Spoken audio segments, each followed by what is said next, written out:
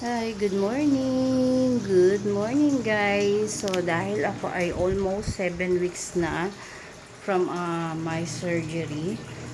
So, nag-start na ako linis ng bahay. Kaya lang, syempre, marami kasi akong pet. So, ayan siya la. Ayan. Meron akong dalawang pusa at saka meron akong tatlong dog. Ayan. Naglalaro siya ng ipis. Oh. Nag-spray po kasi ako ng Baygon. That's why.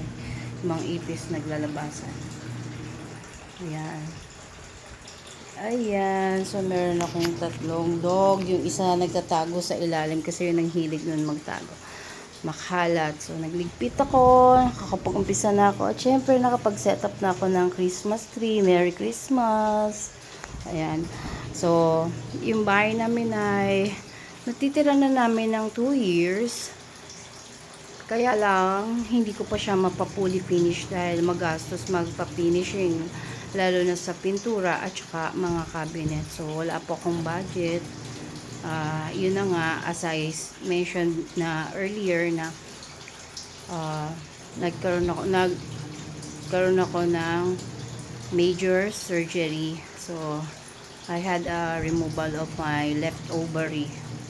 So, last September 6 po yun. So, ayan. Pero ngayon, uh, slowly po, naglilinis na po ako. Nakakapagligpit na ako. Ayan.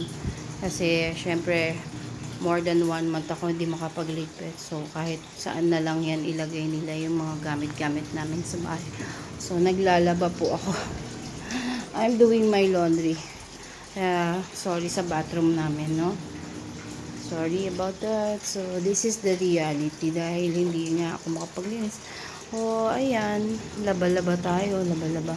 Ligpit-ligpit. Ang dami pang kalat na liligpitin. Pero, okay lang yan. Matatapos din yan. Slowly lang. Hindi naman tayo pwedeng magporsahan dahil ako ay bagong opera.